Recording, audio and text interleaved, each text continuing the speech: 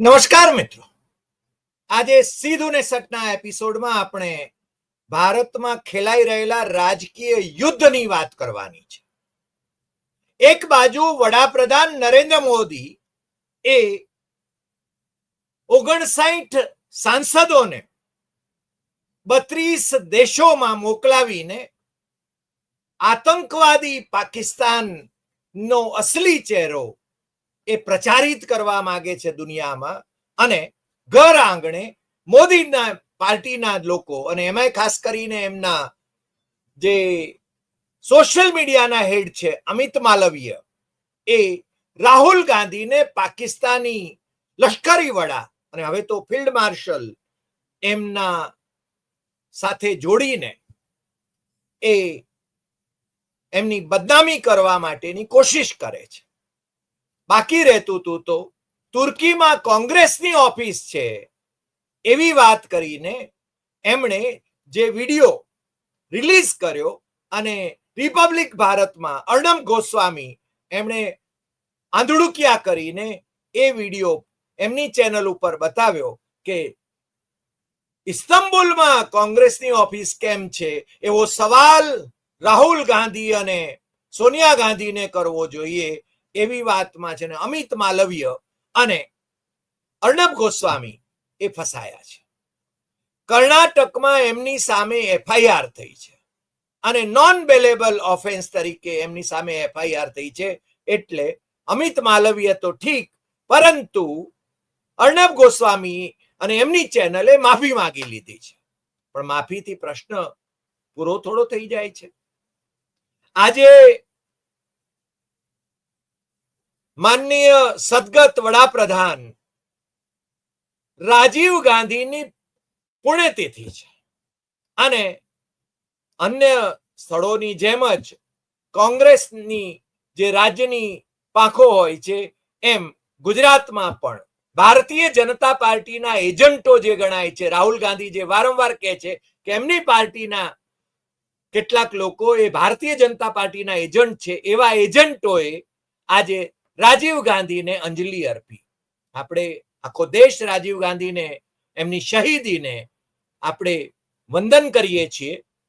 ઇન્દિરા ગાંધીની શહીદીને આપણે વંદન કરીએ છીએ, પરંતુ અત્યારે નરેન્દ્ર મોદીની સરકાર જે રીતે અને એમની પાર્ટી જે રીતે જુઠ્ઠાણાઓ ફેલાવી રહી છે ને અમિત માલવિયા એમાં મુખ્ય અભિનેતા છે, એટલે મને લાગે છે કે અંધભક્તો જે છે અને સોશિયલ મીડિયામાં પેલા 2 રૂપિયા અને 5 રૂપિયામાં ટ્વીટ કરનારા છે, એ લોકો એ જુઠ્ઠાણાઓ ફેલાવે છે, વોટ્સઅપ યુનિવર્સિટીમાં જુઠ્ઠાણાઓ ફેલાવે છે અને નવી પેઢીને બરબાદ કરી રહ્યા છે.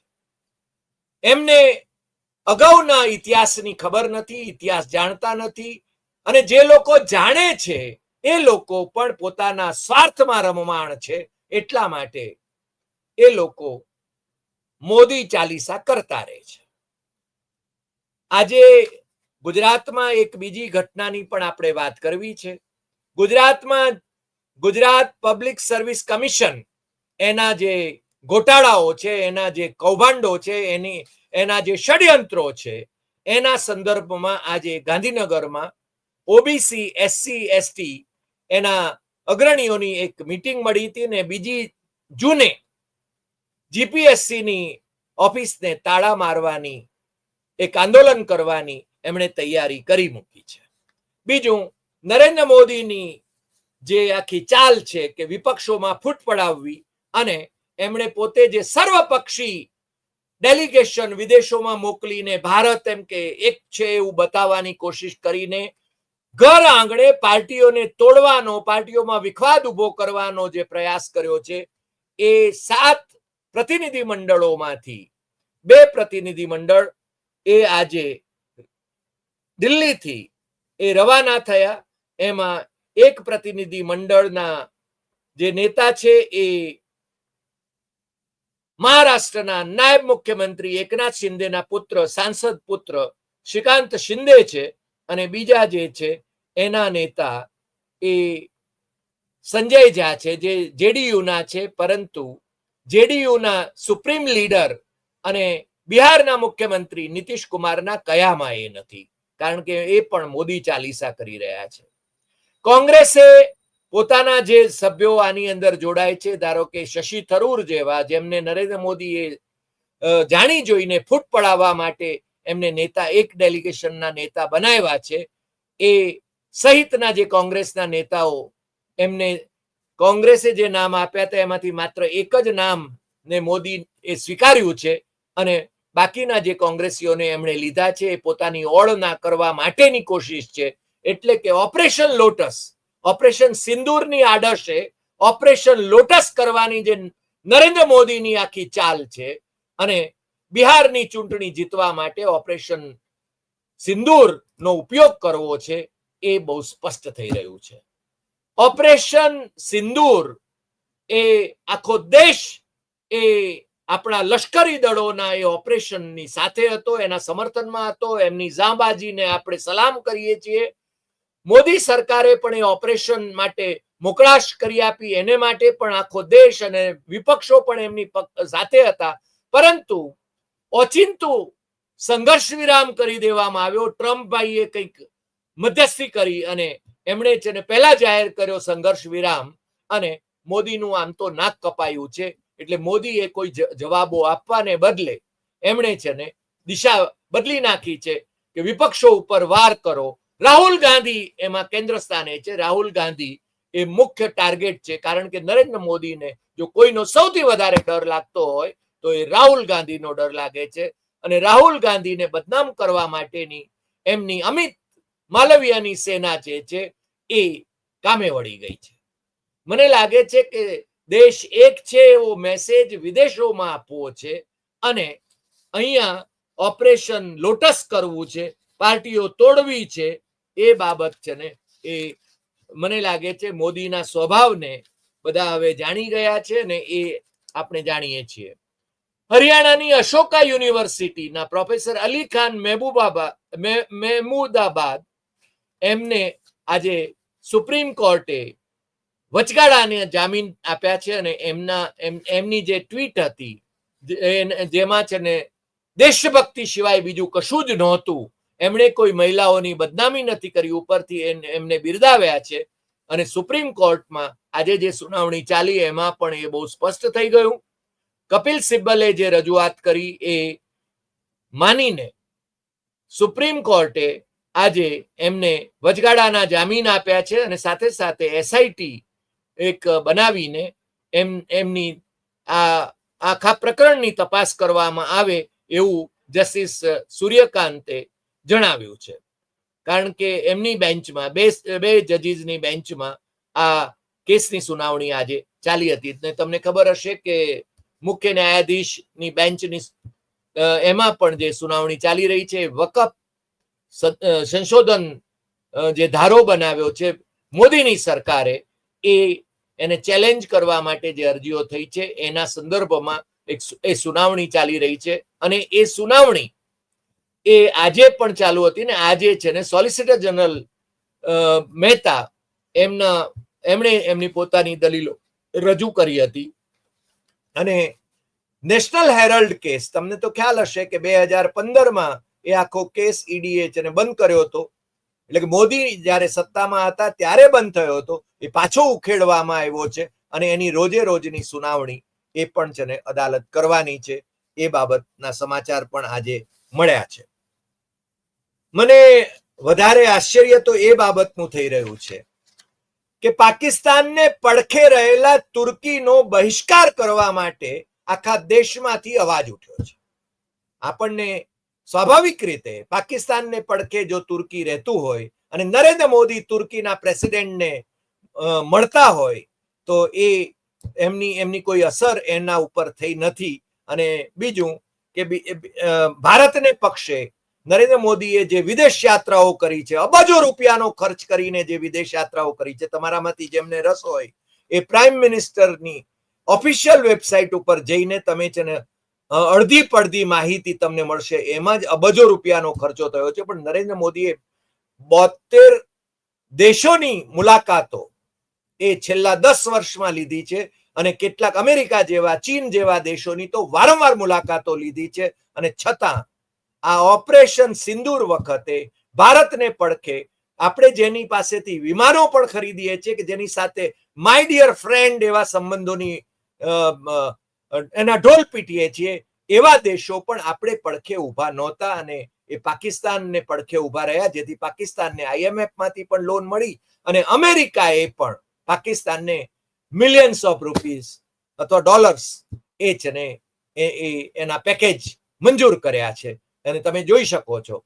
પણ નવાઈ એ વાતની છે કે આપણા ભાઈ શ્રી નરેન્દ્ર મોદીના ખાસમ ખાસ એવા ગૌતમ અદાણી ઉદ્યોગપતિ, જેમને હવાલે લગભગ બધું કરી દેવામાં આવે છે, બંદરો, એરપોર્ટ, ધારાવીની એશિયાની સૌથી મોટામાં મોટી ઝૂંપડપટ્ટી અને ત્યાંના લોકોને એ છે ને દેવનાર કતલખાનાની જે ગંદકી ભરી જગ્યા છે ત્યાં આગળ છે ને એમને વસાવવાના અને અહીંયા છે ને અદાણીને અબજો રૂપિયાનો ફાયદો કરાવવાનો અને પાછું ત્યાં દેવનારમાં જરા સાફ સફાઈ કરવા માટે અને ત્યાં આગળ વ્યવસ્થા કરવા માટે હજારો કરોડ રૂપિયાનો ખર્ચ એ કરદાતાઓની તિજોરીમાંથી કરવામાં આવે, એ તમે સમજી શકો છો કે અદાણીનું કેટલું વર્ચસ્વ છે આ સરકારમાં.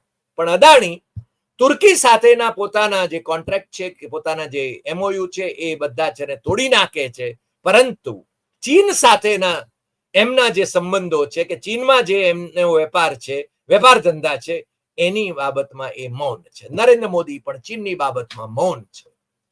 તમે સમજી શકો છો એની પાછળનું રહસ્ય શું હોઈ શકે.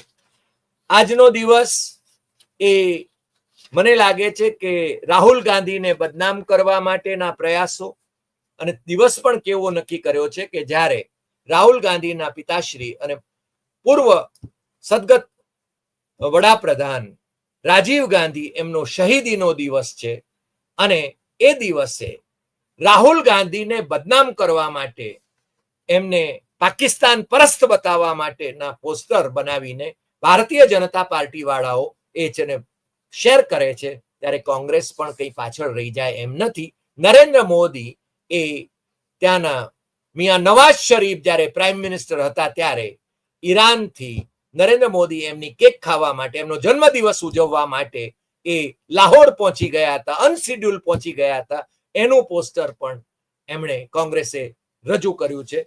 પણ જે માલવિયાએ અને અર્ણવ ગોસ્વામીએ જે ગુસ્તાખી કરી છે, એ ગુસ્તાખીની સામે કોંગ્રેસે આ વખતે પગલાં લેવાનું, FIR નોંધવાનું એ છે ને પસંદ કર્યું છે. અને મને લાગે છે કે કોંગ્રેસ આવી આક્રમક ભૂમિકા ઉપર રહે તો મને આ લોકો અમિત માલવીય અને રિપબ્લિક ટીવી ના અર્ણવ ગોસ્વામી જેવા જે ગોદી મીડિયાના લોકો છે, એ જે જુઠ્ઠાણાઓ ફેલાવે છે કે વોટ્સઅપ યુનિવર્સિટીમાં જે જુઠ્ઠાણાઓ ફેલાવે છે, એ લોકો આવા જુઠ્ઠાણાઓ ફેલાવતા બે વખત વિચાર કરે, કારણ કે તમે જે પોસ્ટ શેર કરો છો એની જવાબદારી પણ તમારી છે. જે તમારે હંમેશા તમને વોટ્સઅપ યુનિવર્સિટીમાંથી જે પોસ્ટ આવે એ સાચી છે કે ખોટી છે, એની વિગતો સાચી છે કે ખોટી છે, એ હંમેશા ચેક કરજો. હું હંમેશા કહું છું કે હું પણ જે બોલું છું એ સાચું છે કે નહીં એ પણ તમે ચેક કરજો. અને જો તમને એમ લાગે કે કોઈ વાત ખોટી છે તો તમે જરૂર મને મુદ્દાસર લખી શકો.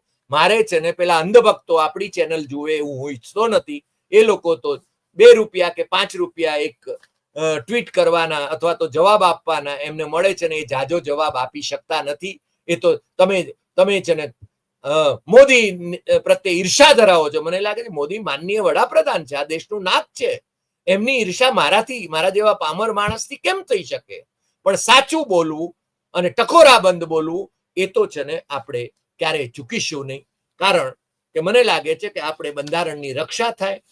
વિપક્ષો દુશ્મન નથી, એ પરંપરા અટલજીના વખત સુધી જળવાઈ રહી હતી, ડોક્ટર મનમોહનસિંહના વખત સુધી જળવાઈ રહી હતી. એ પરંપરાને નરેન્દ્ર મોદીએ તોડી નાખી છે. અને નરેન્દ્ર મોદીએ પહેલા તો કોંગ્રેસ મુક્ત ભારત કરવું હતું, પરંતુ નરેન્દ્ર મોદી પોતે હવે છે ને એમનો લોપ થઈ રહ્યો હોય એવું લાગે છે, કારણ કે એમનો કરિશ્મા વિલાઈ ગયો છે. 240માં સમેટાઈ ગયા છે. 272 બેઠકો એમને બહુમતી માટે જોઈએ, એ પણ છે ને 2024માં લોકસભાની ચૂંટણીમાં એમને મળી નથી, એ તમે બધા જાણો છો. અને એમણે મુસ્લિમોની પ્રત્યે ઝેર ઓક્યું છે સતત ચૂંટણી પ્રચારની અંદર. છતાં છતાં મુસ્લિમ પરસ્ત જેડીયુ અને મુસ્લિમ પરસ્ત એ ટીડીપી જે આંધ્રની પાર્ટી છે એના ટેકે એ ત્રીજી વખત વડાપ્રધાન બન્યા છે. અને મને લાગે છે કે ગોદી મીડિયા તો એમની વાહવાહી કરે. ગોદી મીડિયામાં તો તમે જોયું હશે કે પાકિસ્તાનનું ઇસ્લામાબાદ પણ છે ને ભારતે કબજે કરી લીધું, કરાચી પણ કબજે કરી લીધું, લાહોર પણ કબજે કરી લીધું. આવા સમાચારો, આવા બોગસ સમાચારો એ ગોદી મીડિયાની અંદર ટીવી ચેનલોમાં ચાલતા હતા અને તમે લોકો તાળીઓ પાડતા હતા. મને લાગે છે કે આપણે છે ને સ્વસ્થ ચિત્તે એ સમાચારોનું વિશ્લેષણ પણ કરવું જોઈએ. આપણે લશ્કરી દળોની બાહોશી માટે છે ને બબ્બે હાથે સલામ કરીએ છીએ. લશ્કરી દળો આપણા આગળ વધી રહ્યા હતા ત્યારે આપણે છે ને પાકિસ્તાન ઓક્યુપાઈડ કાશ્મીર એ ભારતમાં પાછું મેળવવા માટેની સ્થિતિમાં હતા. બલુચિસ્તાન જે પાકિસ્તાનમાંથી છૂટું પડવા માંગે છે એને છૂટું કરીને આપણે છે ને એક દેશ તરીકેની માન્યતા આપવાની સ્થિતિમાં હતા. સિંધ છે એ પાકિસ્તાનથી જુદું પડવા માંગે છે, એને પણ છે ને કાં તો ભારત સાથે જોડવાનું કે એને અલગ દેશ તરીકે જે સિંધની ઝુંબેશ જે છે એને છે ને એમનું સ્વપ્ન પણ પૂરું કરવાની સ્થિતિમાં હતા. પખ્તુનવા જે નોર્થ વેસ્ટ ફ્રન્ટિયર છે એને પણ છે ને પાકિસ્તાનના પંજાબી શાસન સામે વિરોધ છે, એટલે એ પણ ત્યાં આગળ આવી સ્થિતિ સંપૂર્ણપણે ભારતના સમર્થનમાં હતી. એવા સંજોગોમાં ટ્રમ્પભાઈએ મધ્યસ્થી કરી. ટ્રમ્પે વારંવાર કહ્યું છે કે એમણે, અને બીજું કે એમણે અડધા કલાક પહેલા એ સંઘર્ષ વિરામની જાહેરાત કરી હતી. તમે ન જાણતા હોય એટલા ભોળા તો છો નહીં. પાકિસ્તાન અને ભારત બંને છે ને કેમ સંઘર્ષ વિરામ સ્વીકારી લીધો એ પ્રશ્ન તો નરેન્દ્ર મોદીને અકળાવનારો રહેવાનો છે. અને બીજું, વિદેશોમાં જ્યારે આપણા આ ડેલિગેશનો જાય છે ત્યારે પેલો જે અશોકા યુનિવર્સિટીના પ્રોફેસર અલી ખાન મહેમૂદાબાદ સહિતના જે લોકો આ સરકારને પ્રશ્નો પૂછે છે, જે પત્રકારો પ્રશ્નો પૂછે છે, જેમની ધરપકડો થઈ રહી છે, જેમની સામે કેસ થઈ રહ્યા છે, એ અંગે પણ ત્યાંના લોકો જ્યારે પ્રશ્ન કરશે ત્યારે આપણા સાંસદો શું કહેશે એવો પણ એક પ્રશ્ન જરૂર ઊભો રહે છે. મને લાગે છે કે આજે આટલી વાત. ફરી મળીશું નવા એપિસોડમાં નવા વિષય સાથે. તમે જાગતા રહેજો.